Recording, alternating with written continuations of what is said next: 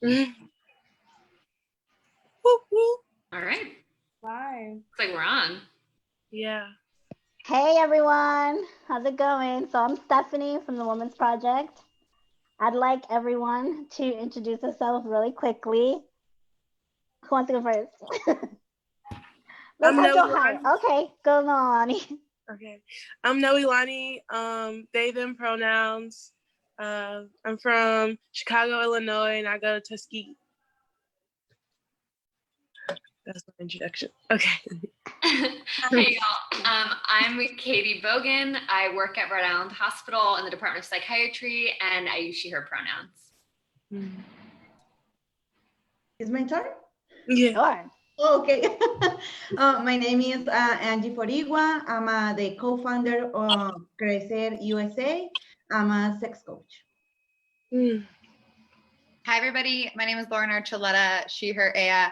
I am based in Denver, Colorado. I am both a freelance journalist and also a fundraiser for various nonprofits. And the last but not least. Hi, I'm Spider Redia. I am the policy fellow for the Women Project. I live in Providence, Rhode Island, and my pronouns are she, hers. So I am so happy that we're all together. We had pretty much a spectacular, in my opinion, conversation this entire week.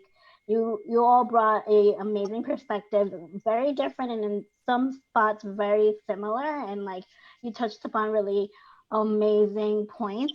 And I thought, why not bring us all together and see how we can maybe close some gaps in some conversations that you thought you missed out on having. And I know, Catherine, you were like, I had some points I wanted to say that I didn't get to, and I want to do it. So, so let's hear you. Let's see what you have to say. And if anybody wants to chimney in and be like, you know what, that's a good thing, go for it. We want to be as unapologetic right now as possible. So, hey. Yeah, and I'm definitely like super curious about other people's perspectives on this as well. But one of the things that I forgot to cover on Tuesday night that I really wanted to talk about, especially during COVID social distancing, when couples are potentially, or partnerships or any sort of partner dyads are together and stuck at home, if their sex lives are like maybe not the most exciting, maybe they're experiencing some relationship bed death.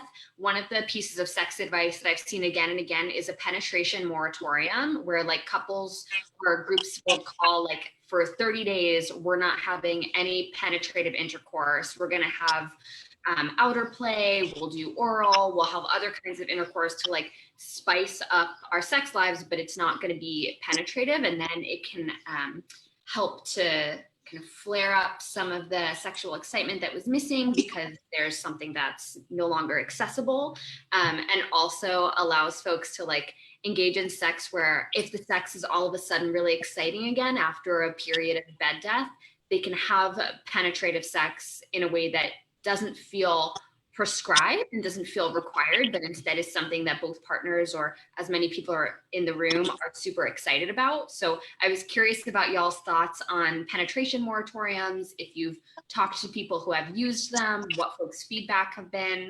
Really curious. I would like to add something. It's the same that I thought with Stephanie when the last Wednesday. For me, the sex is not only penetration, it's more like that, it's like touching, it's like kissing, it's sharing a moment. So people, when is thinking about only sex, is only thinking about the porn or about the penetration or all that stuff. And for me, it's like just the beginning for all the act of love or all the act to the sex. So that is that I try to fight with people is you need to know more your body, and then you need to like search what part of your partner likes to explore, So it's important that you said it, and I just want to add that comment. I would also like to add that like I've never I guess, called it penetration the word. Oh, I've never engaged in that per se, but I definitely have moments where we aren't utilizing penetration, especially being in a queer relationship. It's really like, oh, we'll act this sometimes, we'll act that sometimes, but I think it does keep it like light and fun, not to feel like every time we engage, we have to go all the way to this point as if it's expected, because sometimes, you know, you don't need to. Yeah. Yeah, and I definitely feel like there's been a lot more conversation recently about the prioritization of foreplay. And like foreplay is not just something you get through, foreplay is really core play. And people are trying to reshape foreplay into something that can take up the entire sexual encounter. And that's pleasurable and great and lovely for folks involved. But some of the feedback I'll give to like couples out there who are in quarantine together and are struggling to like keep your sex life spicy, I would say engage in foreplay / outer play for a week or two with no penetration and just see what happens to your sex life and your sexual dynamics. Mm-hmm. You know, and the common problem is they don't speak together. They don't have communication. And the big trouble to the everything, you know, even to sex. So if people doesn't like to talk about what do you like or not, so that is a big trouble in the intimacy. Mm-hmm. Yeah. And that actually brings us to a point that I was super excited to make about kink quizzes. Have y'all heard about kink quizzes? Are you familiar with these tools? Yeah. Yes. Yes. Okay. So for, again, couples who are experiencing some bed death, especially during social distancing, if like you're not with someone you're hooking up with, there are kink quizzes available online where you can select items or different sexual acts or play that you're super into, that you're a little bit curious about, that you're not necessarily into yourself, but you'd be willing to do for a partner. And then your sexual partners can take the same quiz and you see where you match up and where you diverge, and you get a whole list of like, these are all of the things that the two of you or three of you or however many of you agreed upon. And then you have like a sex menu that you've put together with your sexual partner. Yeah, which I just think is so cool. And I really recommend that folks do it. Mm-hmm. Oh, it's like a restaurant? Yeah, like pretty much once you're done taking this quiz, you have like an entire menu of options. Mm-hmm. That is so funny. Mm-hmm. I guess I can bring up one thing that we were talking about was just about how to engage in, I guess, the exploration of self or feeling comfortable exploring your pleasure in different ways. People can go about doing it. I know I really emphasize just trying to find the confidence to just dive into things and without feeling ashamed of it. I think that was my biggest point I made, was no shame involved in it. And I think that's important. Even when you're like having those conversations with people, just to not shame people for their kinks or yes, things that could be different from you. Because just because it's different doesn't mean it's bad. So let's talk about shame. Yeah.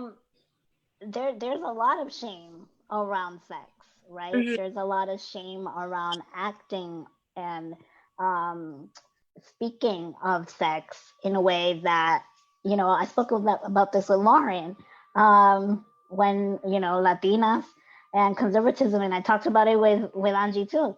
Like how do we move past that? How do we just say, you know, fuck it, like we are who we are, this is what we like, this is why we do it, and we need to teach that this is not something we need to be embarrassed or ashamed of, and just keep discussing it and educating folks and feeling full, feeling liberated, feeling the pleasure that we deserve, right? Yeah, I think some anti-shame practices that I've either read about or taught are things like embodiment practices. So sitting in your body and just thinking about sex, and even engaging in like light self-touch, like touching your own inner thighs or touching your own waist, and just sitting with the feelings that that brings up to you, and noting if those feelings are negative or positive, and what you're actually focusing on. Like, are you focusing on the feelings of embarrassment and insecurity and self-awareness, or are you focusing on the fact that like your hands actually feel really nice and like it feels soft? And basically like which emotions do you lean into when you actually just sit in that pleasure oriented space? You know, there is a trouble for the stereotypes. So the society tell us, more than women, you have to get this body and this type of mind and everything. So that is that we have. So when you look in the mirror, that is the first thought that you have. I don't have good body. I don't like this type of hair or whatever. So the stereotypes, we have to fight it really, really hard. Yeah. Yeah. So do you think the culture influence in the moment to the sex? Yes. Heck yeah. I think for me, I think my biggest thing I talked about in my conversation or interview was desirability. In terms of desirability, I think that can emphasize how willing or how much you're willing to be vulnerable in the moment. Because I think a lot of times, like, you can overthink yourself into a place where it's like, oh, I don't know how I look, I don't know how this person is perceiving me, instead of focusing on how it feels and how you're making the other person feel, and focusing on the act of pleasure instead of focusing on the hyper awareness of it, or how it can be perceived from different perspectives. I think that's one thing that I saw in Lauren's account on her amazing. I keep just going back to this article. I'm sorry. She's probably like, I'm over it. Like you spoke about that. You definitely were like, you know, they don't care how you look.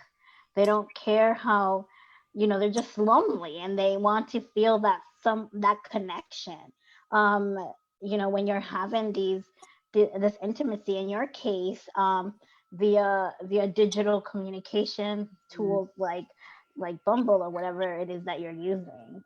Yeah, I think that's something I've noticed, as far as just having to put myself out there and be extremely vulnerable, because I'm quarantined alone. I'm very much experiencing all of this in isolation. Yeah, right. But I'm still very sexual, and I want to be sexual, and I'm doing so in a very digital way, and I'm connecting in that way. And the only way I can really get past, those initial, perceived stereotypes and anything like that, whether it's on somebody else's side or things, preconceived notions I have about myself, or I might have had on my body before going into this, was just to really, get myself into this mind space, or this headspace of, okay, I want to talk to people. I want to go to, explore different places with people. I got to be vulnerable, and it's the only way I'm going to be able to do it. And it's been great. I'm having a good time. Yeah, I think the topic of vulnerability too is just so salient when it comes to sex and intimacy. And I think a lot about, like, when I first started having sex, my concept of vulnerability was not, I have to be vulnerable so that I can really be in the moment and relax and enjoy myself. It was like, I have to be vulnerable and perform vulnerability so I'm appropriately consumable by my partner. And I said yes and agreed to do things sexually that, like, are not fun for me at all. Like, I don't want anyone to hit my face. I don't want anyone to come on my face. Like, there are sexual acts that just really don't work for me. And it took me being vulnerable on my own behalf and saying to partners, like, no, I'm really not comfortable with that. And instead, I would rather do X, Y, and Z. And I think there's like an assertive vulnerability that we don't really talk about when we talk about sex, but that makes the experience a lot more authentic for us. So for me, being vulnerable was like letting myself potentially upset my partners or like refuse to give them something that they wanted from me because it was not working. That's why communications is extremely important when we're having these, these experiences. Like we sometimes push back. We're like, maybe this is not, like, to ourselves, right? We're like, maybe I shouldn't say that because it would break this whatever we have, or maybe this is something that I could get over. But if it's really bothering you, I think it's important to know that that's your consent. You're giving it, but because you're kind of being pulled to give it. You're not giving it because you want to. Right. And I think it's important to start communicating with yourself as well as with the person that you're having any type of intimacy with. Absolutely. I'm curious, for other folks, are there any moments that you can think of in your sexual history that like made you feel sort of like a sexual badass? There's a lot of laughs here. I feel like I have plenty of moments, especially when I got to college. My freshman year, I just was like, I'm done. I'm gonna live my sexual life on my terms. I'm going out to get what I want on my terms. And I had like a long-term my partner for like the next 3 years after that is now my recent ex though. It was just like, I seen him and I was like, hey, you, I want you. And he was like, okay. And I was like, all right, let's go.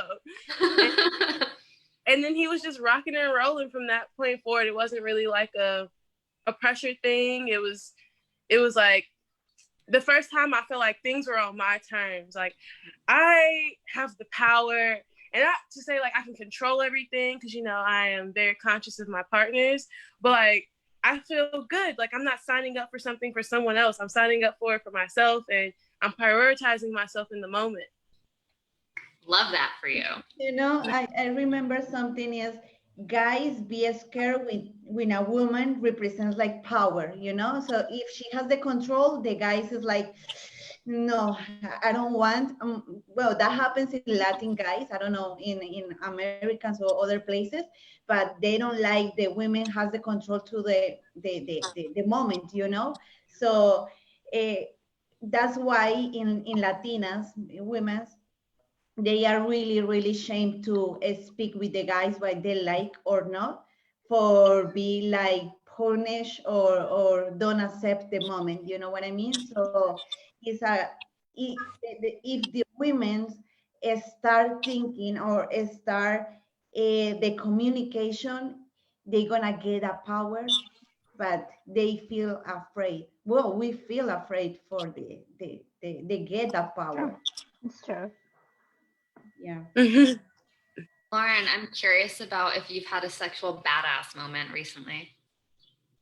It hasn't been recently, but I will, it's safe space, whatever. I will say that one of, like a big moment for me, was the first time I was with a male partner, that we had a conversation about pegging, and so the first guy I pegged was a pretty badass moment for me. Yes, I love it so much. And then he was not the only person I've done that with. So yeah, amazing. I feel like that's how I felt. I guess on like the queer side, my first time strapping, because for a long time I was really stuck in this like preconceived like, this person who straps has to be like this and you have to be like this, and I was just nervous to even start it. And my girlfriend was just like, put it on, let's see what happens. And I was like, all right, let's get it. Yes. It's a big moment too when you buy your first piece, right? Like I'm very much queer, and I very much, I like all different body types. But that's an empowering moment too. Is like when you put on a strap on for the first time, and there is some power behind it, and it's exciting. Like depending on like the partner you have, the conversations you've had, like there's sexy combos leading up to it too. So yeah. How did you feel like after that act? You were like, yes, I could take over the world, right? I feel like I did feel like that because for me, it was such an interesting moment to like not necessarily feel it myself, but also to be so entranced into the moment. Like I don't know what I'm feeling, but whatever I'm feeling is amazing, and it's such a different place for me.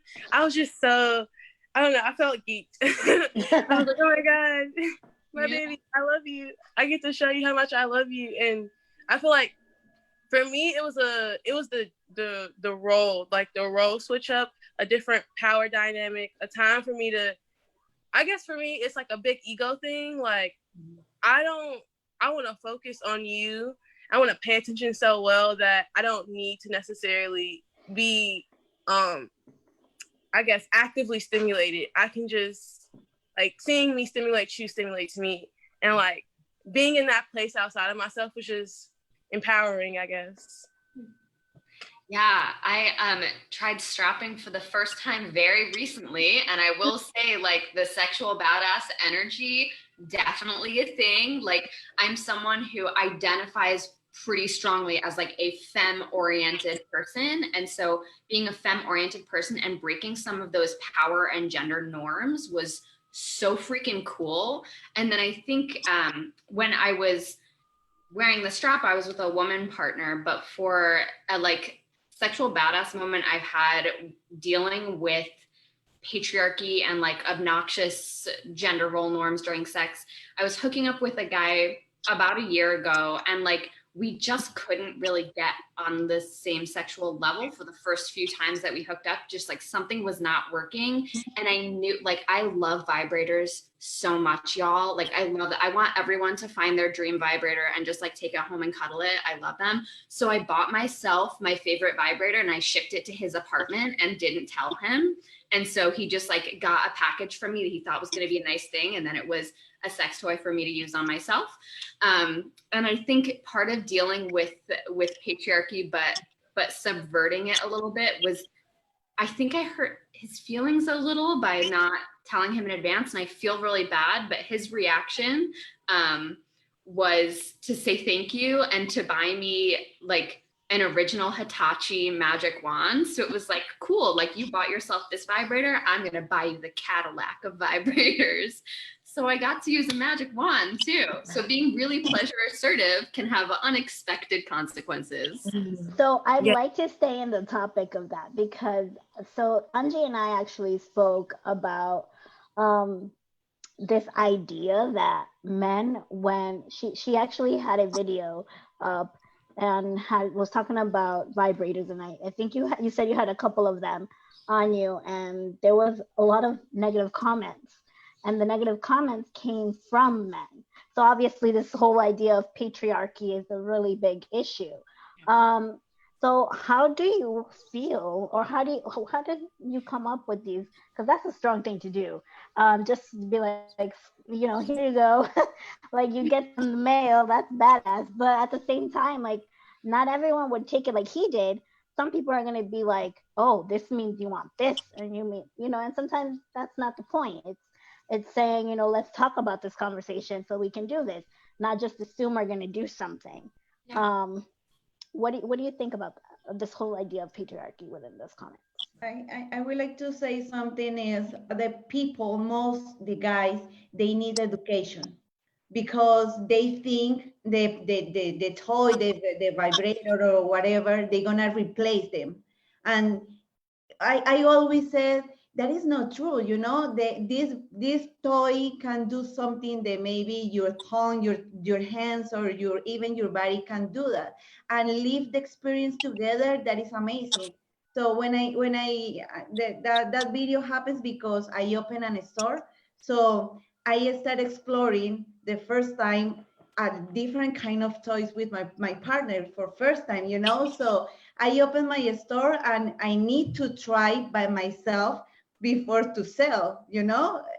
So I post some videos talking about different toys, and then only the bad comments was the guys saying really bad things, you know? And I was like, just look and I say, that is really sad that guys only thinking about other things and don't explore there.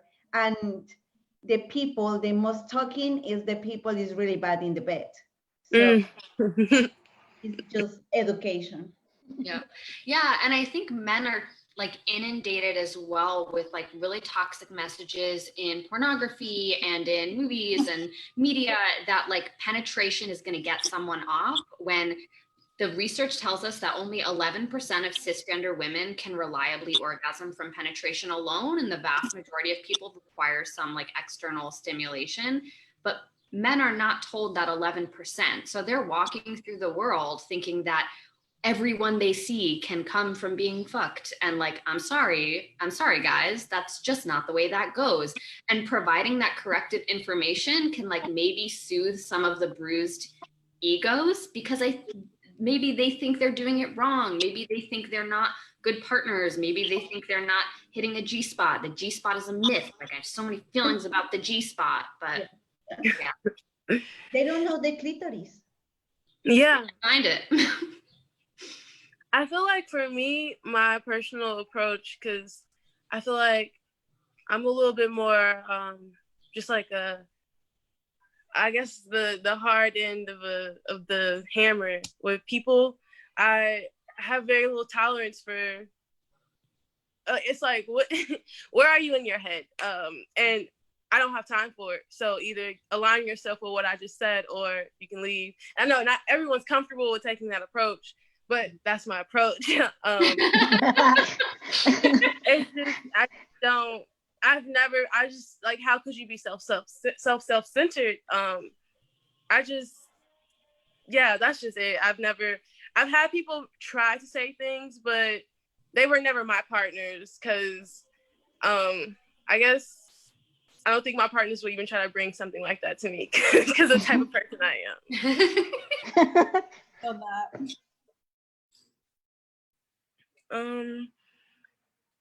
Anybody else? I guess, how do you guys go about, like, or what would you say to men trying to explore their sexuality, and how to facilitate more men feeling comfortable in exploring their sexuality, or just exploring sex as a whole? Because I know that like a lot of men are afraid of penetration, and that's something that I like to explore. Just, I feel like when I have sex with men, I'm like, you expect me to be this all exploring being, and you won't even allow me to explore you. So why would I give you all of me in that way if you're not willing to give me you in that way? And I think a lot of men are afraid to explore different ways of having sex because of like preconceived notions of like homophobia or internalized homophobia.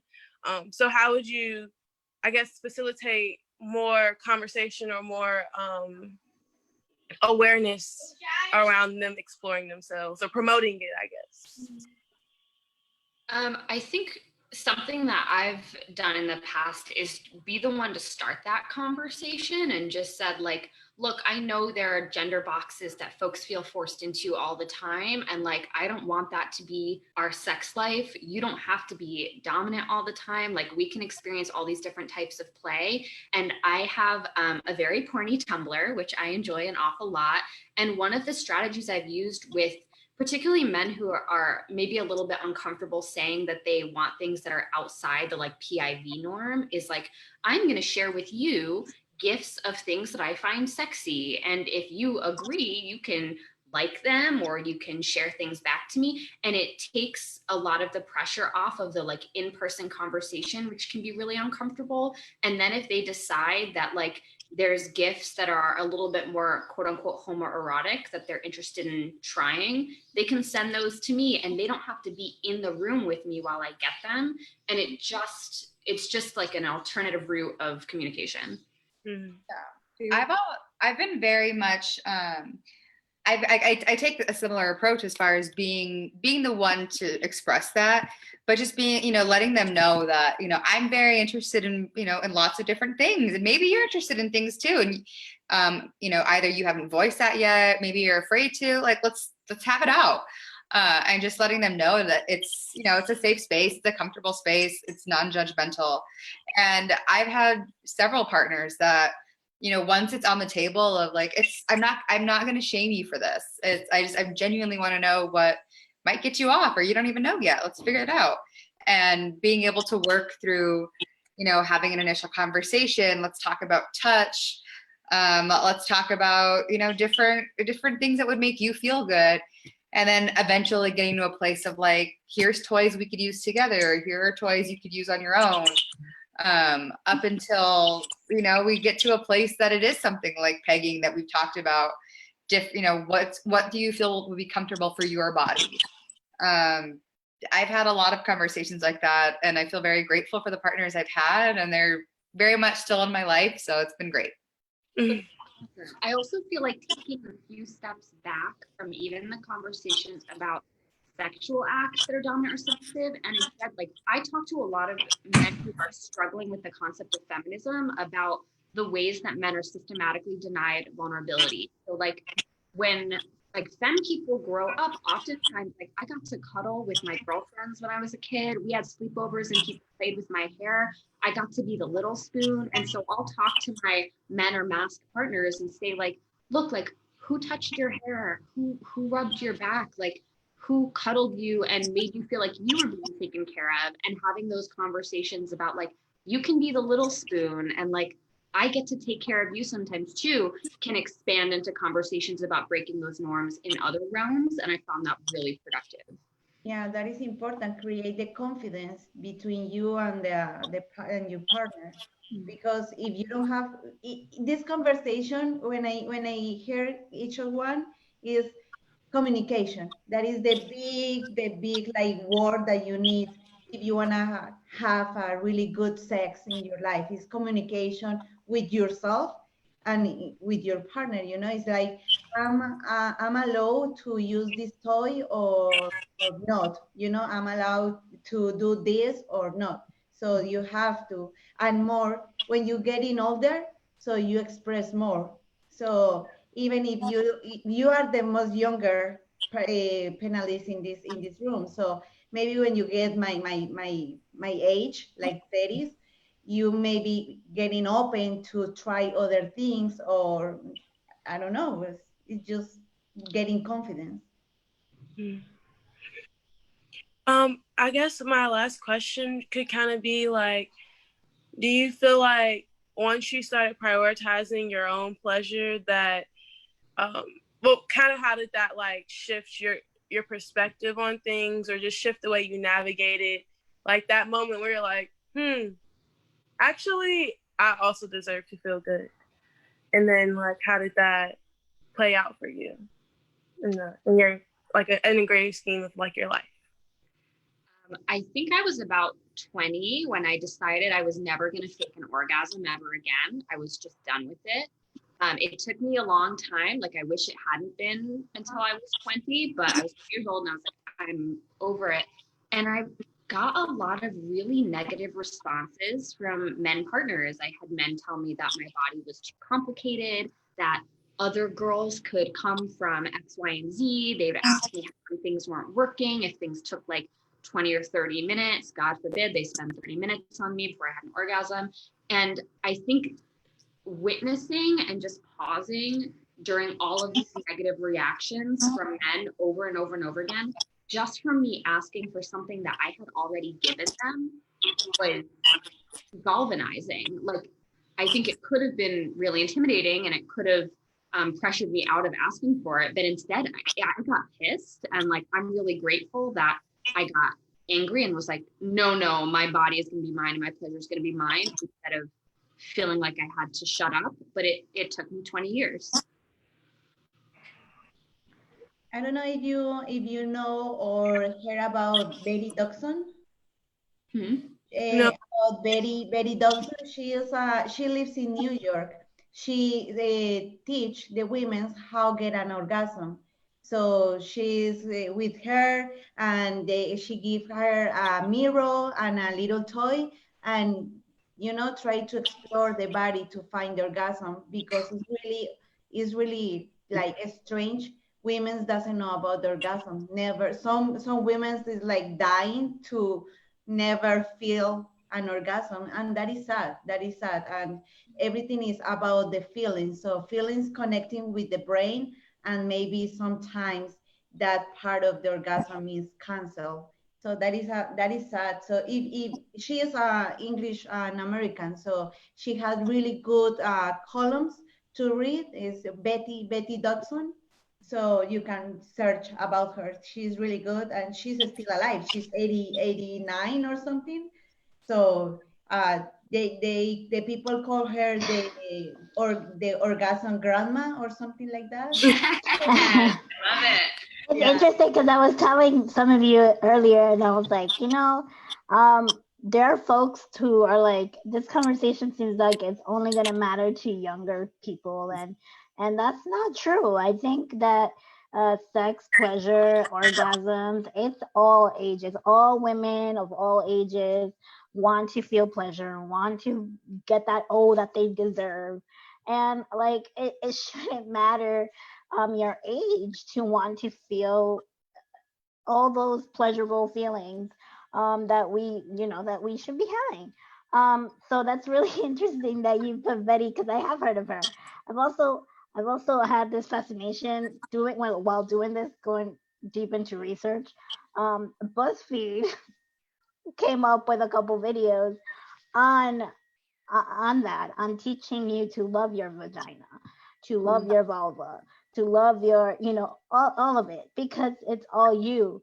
And a young woman was like, I don't love myself there because I never thought it was something I needed to care about.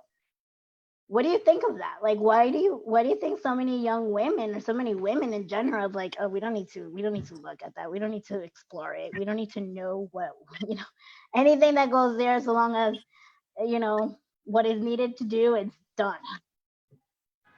I think for me, it always comes back to anytime there's like stigmas or weird feelings about your body. I think it's about what you're consuming that's telling you whether or not like you, I guess, matter in that way. And I feel like when it comes back to the porn thing, a lot of people are not seeing themselves in that way. So then they don't really see themselves as desirable. They shy away from exploring themselves because they don't think it's, I guess, ideal. And so for me, I guess it was never about like, I guess growing up, my mom just facilitated me in a different way. Whereas I didn't really grow up with a lot of those feelings. It was more so when I met people and I was like, oh, wait, you feel that way? Oh, okay. I didn't know that people felt this way because I never really was raised with those types of, I guess those types of thoughts. I was always promoted to do self-exploration and to figure out who I was and to know that, like, I was deserving of feeling good. Even when it goes back to like older women, my mom always told me like, no matter what age, like everyone wants to feel good. Everyone wants to, have their moment. Even when you get older, that does not stop. Grandparents, old people get it on. So Okay. I think another just cultural message that proliferates about vaginas and vulvas is usually when people are talking about or thinking about vaginas or vulvas in public or media, it's about periods. It's about period products. It's about how moody people are when they're bleeding. Like there's all of this stigma about bleeding and about blood. And I think until people get comfortable with period sex and just knowing that periods happen and it doesn't make someone unsexy. In fact, your body's more sensitive when you're on your period. It is easier to orgasm. The vulva is more sensitive. There are all these benefits to period sex, but I think until folks get comfortable talking about periods, the concept of a vulva is still going to be fraught with this idea of being dirty. It was shocking to me watching this video because literally 2 doctors were in this video, and these doctors were like they didn't want to say the word. I was like, what's going on? This makes no sense to me. Why even doctors on a video that is about vulvas, vaginas, sex, whatever, is so afraid to say vulva. Like it was Tampon. shocking. God forbid you ask someone to say the word tampon. Or penis. Like, say penis. Why is it so hard? Why is it so difficult for people to really express that and say it? It's really simple because nobody teach us. Nobody teach about you have to be free and that is normal. You're not talking about vulva and vagina and penis and everything is normal. So the family, the religion, and the society, take like is then fault because they say you can talk about it and you're a woman, so you can do that because no, that is a sin talking about sex. So that is we are fighting now to have freedom talking about sex. That's why the guys like put how you say punish you to say you don't talking because you are a girl, you can't do that. So even you say even people doesn't know the difference between vulva and vagina. So it's crazy. It's crazy. It's like education, conversation. It comes down to that, right? There's like no real good sex education in our education system. And it's a cycle, right? Because if our parents didn't get good sex education, and then we're in these schools and we're not getting good sex education, and the cycle keeps going and going and going, and it's up to us to find this education somewhere else, like whether it's going to a Planned Parenthood and sitting down and say, what is this, or going to a center of a sex center that I think Rhode Island has one too that's pretty big, that you can just go there and be like, teach me something, like I just need to know. like what is this? Like, education really comes down to one of the most important things to understand a woman's anatomy, our processes, sex, orgasms, how to wear a condom. Some people don't even know how to do that. It comes from the smaller things to this conversation really comes down to education. Like, we need more education on sex. Yeah. I'm curious also. So one of my sexual moments that I think like really instilled a lot of shame that it took a long time for me to undo is I was on a third date. I was like taking a guy home. We were going to have sex. And I told him like, hey, look, like I'm on my period. So I'm just going to put a towel down. And like, for me, I was so used to period sex at the time that like, it was like nothing. And he responded like I had asked him to slit my throat. He was like so disgusted. He was like, you don't ask someone to fart on your face on the third date. Like, he literally referred to period sex as someone farting on someone's face. And I was so humiliated, not that like I had done anything wrong, but I was like, I can't believe I'm stupid enough that I was going to sleep with this guy. And like, I kicked him out of my apartment and like had a good cry of like what an idiot he was, and also that I almost like dedicated emotion to this person. I'm curious, like, have other people had experiences like that were just so jarring and so indicative of like these cultural myths that make having good sex, communicative sex, like so much harder? Crazy. No, go ahead. I was gonna say, I think I was, I think I was just, I don't know, my first times engaging in period sex, I think I was more so the person like, oh my God, like, no, that's nasty, that's dirty. And my partner was like, let's think about that. Like, why do you feel that way? And I was like, actually, you're right. Let's try it. But I didn't want to be the one to feel like I wanted sex that bad that, I would be willing to do it when I assumed that, or I was told that I was undesirable. Yeah. And that just led to a whole thing with me just deconstructing my relationship with my period personally. But after that moment, it really opened that door for me. And I was like, okay, I don't have to feel bad about this. Like, I can feel good while doing this. And then since then, I've even tried to like talk to partners about like, hey, like, I don't care if you're on your period. Like, let's get into this, girl. Like, yes. It's the same that I say, you have to be confident with the person, you know, like be open and show your feelings and show that the thing that you have. In my case, I have long term relationships, so I like to speak, but not even have good results because sometimes the guys they have like a chauvinist, really like, oh, I'm a man, so I have to do everything. And when I have to say, well, I have to do it, do you want? It's like, no, because I'm a really macho and the machos don't do that. And, you know, so that is bad experience sometimes. But when you find someone that you like explore a lot of things, that is really nice. It's really nice. Mhm. Lauren, you had something you were gonna say. I know. I'm sorry. I didn't mean to interrupt anybody. I have a call that I have to jump on for work at 6 o'clock my time. So I'm so sorry, but I have to jump off.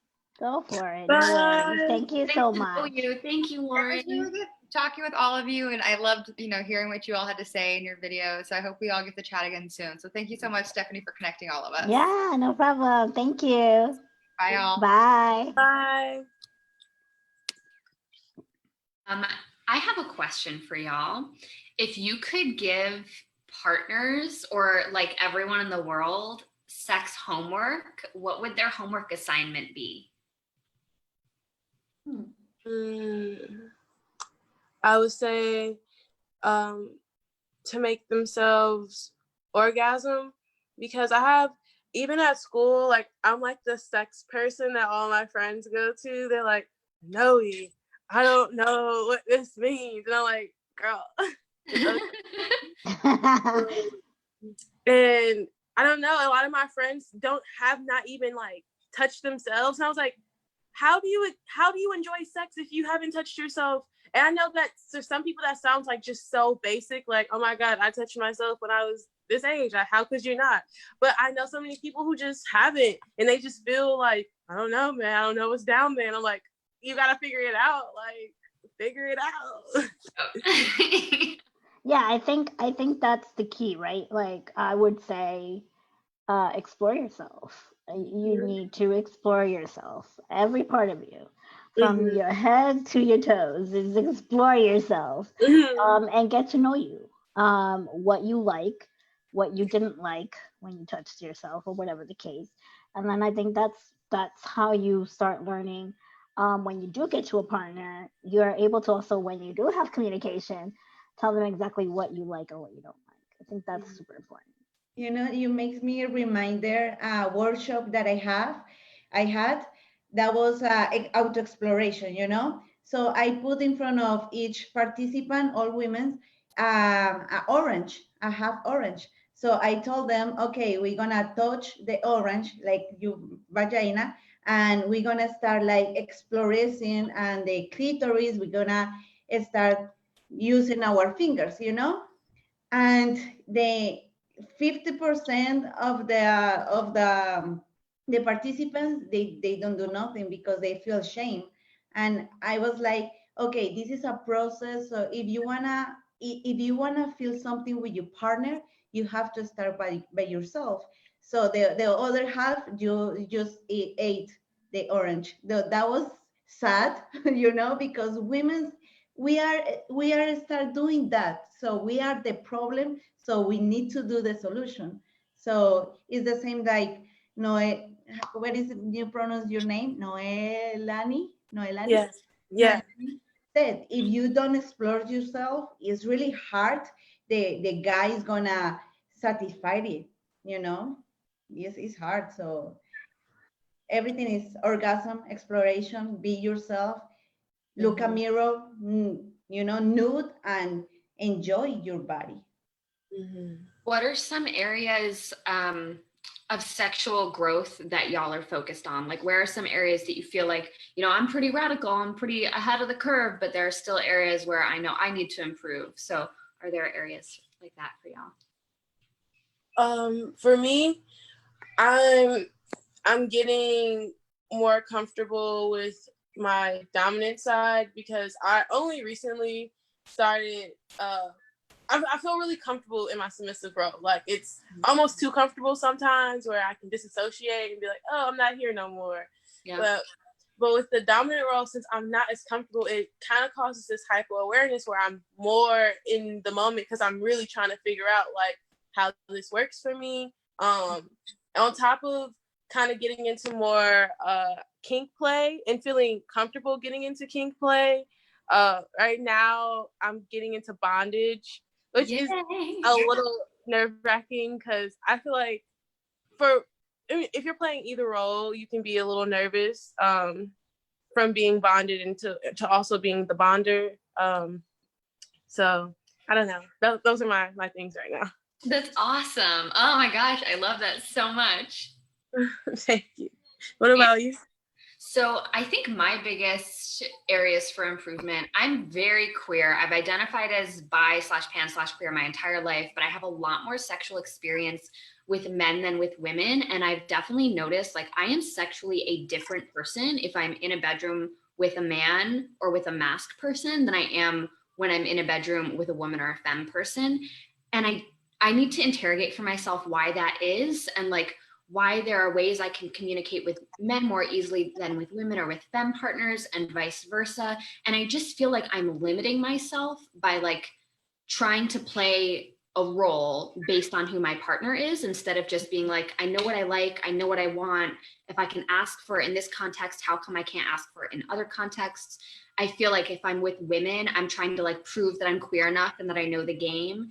And when I'm with men, I'm trying to like perform enough femi submission to fit the script. And I'm just over it. Like, I just want to fuck who I want to fuck and be myself and enjoy it. And it's exhausting trying to navigate like, who am I based on my partner's identity? I'm over it.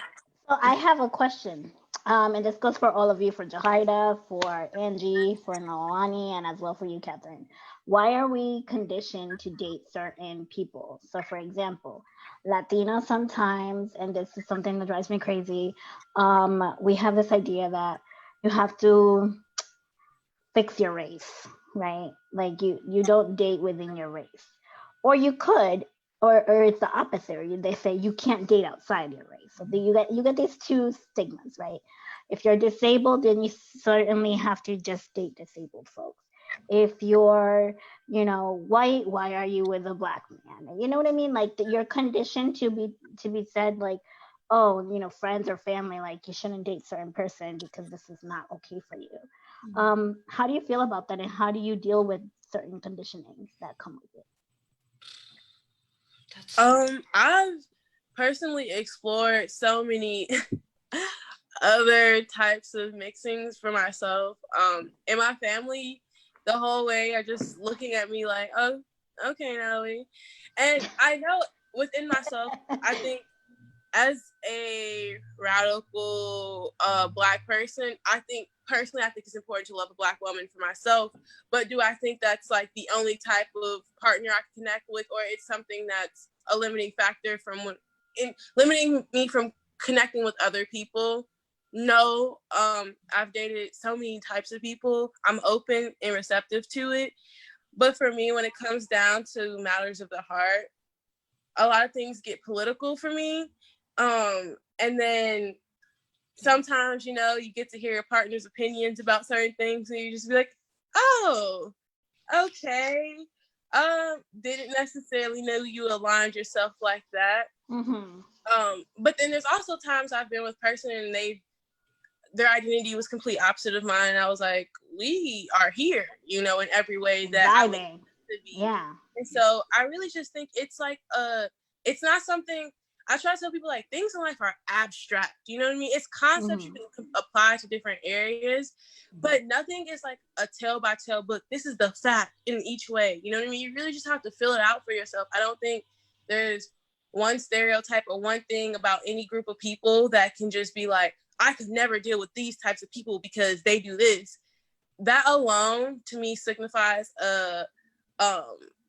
like a inherent phobia. Cannot generalize a group of people from any characteristic. I think it's a tale by tale situation. So I just don't think those types of generalizations can be made personally. But I do know that in my exploration, I've gotten to the point where I personally see the value in appreciating certain identities, or I'm more drawn to certain identities, I guess, for just how I want to live my life. Yeah. Yeah, I mean, the personal is political. You mentioned when you have partners whose politics or whose values and views of the world don't align with yours, it can be a little jarring. And I think for me at this point in my life, I have no interest in sleeping with someone who identifies politically as conservative. Like, I have worked really hard to fight against conservative policies with my entire body. I'm not going to give my body to someone who supports those policies. And I'm not going to sleep with a girl whose mom is going to cry over it. Like, and I know that puts a lot of pressure onto people who are still in the closet for any number of valid reasons. That's fine. Like, people are closeted for good reasons. I don't want to take that away from anyone, but I cannot watch another mother cry over me dating her daughter. Like, I will not put myself in that situation. I don't think it's fair for people to put other people in that situation. So I have pretty strong feelings about my sexual partner's politics and the way that their family will view me as either someone who is welcome in their home or an outsider. I don't want to be an outsider in my intimate life. Does that apply when it comes to race, when it comes to ableism, and it comes to all of that stuff too? Because I feel I've noticed that there is these conditions that blocks that people put on people because if they're Black, they should only date certain, Black people, which is good. Like, you want to stay with your race. I'm not saying it's bad, but why condition someone to a certain gender identity, race, able-bodied person, and not look beyond that? Yeah. I mean, sorry. No, it's okay. Well, it's short. I think it's just the problem is the stereotypes and the pornography and stereotypes. They put a chip on the people, say, okay, this is the perfect body with the person, the perfect couple. So if you search on pornography, what you find? Black people with whites, Latinos with so that is the people consume, and they have that in mind. So that's all that I want to say. Yeah, I feel like, I'm sorry. No, go for it. Oh, I just wanted to emphasize that, like, my thing with queer Black women is not like I won't date people or deal with people outside of that. It's more so that, like, being a queer Black woman, I just have a certain amount of love and appreciation for them, and understanding just like I have a Black mom, and just what Black women represent in my life. I'm just like, yes, like. But that's a preference, right? That's what you feel in your heart. I don't think if it's even a preference for me. It's something that I like appreciate when I have it, because I won't go out and be like, I'm only receptive to this energy. I'm out here no, it's just that I guess also right now I'm dating a queer Black woman, so like I love my queer Black woman, like, yay. That's it. But it's not anything against any other, like I'm also in an open relationship that's open to any type of person, really. So I mean, I think but identity is so important in terms of power. And I know, like, I've dated or slept with or had flings with people of color whose parents are really not comfortable with their child dating someone who looks like their oppressor. And like, that can be scary for parents. Like, if you have a Black mama who's watching her Black son date a white girl who could react poorly to his friends or his community or say racist bullshit, like, that mom has every right to be concerned and every right to be protective over her child. And like, those sort of messages, I don't really have any problem with. Like, I would love to get to know that mother and hopefully be an exception to a harmful rule. But I think it's different when someone's bias is like homophobic. It's like, you can't be racist towards white people, right? There's a power imbalance where white people just can't have racism directed towards them. So I don't feel like that mother is being racist towards me, but the mother of a queer woman who doesn't want her daughter to fuck another woman, like, that mother I have a problem with. Does that make sense? Yeah. Yes. So I love this conversation, but I think we should try to like kind of wrap up. and tell people, you know, something that you think is really important that they should know, that they should think about, they should ponder, when it comes to liberating pleasure and sex and communication, orgasms, whatever it is that you think it's important for them to know. So maybe we can start with you, Catherine. I think everyone brings trauma to the table when they're dealing with sex. It doesn't have to be a sexual trauma. It can be any hurt that you carry with you from childhood. And part of being in your body and authentically experiencing sex is knowing how and when your trauma is going to come to light, and not judging yourself, not rejecting yourself, not putting yourself away and saying, well, until I deal with this, I don't get to enjoy pleasure. I don't get to enjoy sex. Like, no, people who have trauma can still enjoy sex. People who have severe trauma can still have incredibly joyful sexual lives. And coming to terms with your trauma and working on your trauma is going to help you heal that mind-body connection that allows you to have sexual experiences that are spiritual, that are authentic, that are generous and loving. And I just really think folks should be mindful of the trauma that they're bringing with them and really interrogate that, and also not close themselves off to pleasurable experiences just because they haven't dealt with their trauma yet. Like, those things can all happen simultaneously. I guess for me, my biggest thing is just being self-aware and critical of yourself. Why do you feel like the need to stick to certain preconceived gender roles? Why are you sticking to certain, and not to say that you can't question and still align with them, but to just question it at some point and be like, well, why am I doing this? And do I want to consciously continue to allow myself to feed into this? Yeah, that's it. And I have to say, it's something simple. Is you are responsible of your own happiness, your own pleasure, your own life. So you have to be careful what you say, but you tell yourself. You know, you have to be careful what you use. So don't try to, you know, like, how you say, complacer. Me cogió como a ver. Just basically not let people step over you. So not being a pushover, right? Exactly. Like, not being a pushover. My Spanish is went up. I know. Okay. I'm so sorry, yeah, but pushover, not being a pushover, not letting someone else make kind of tell you what you should do.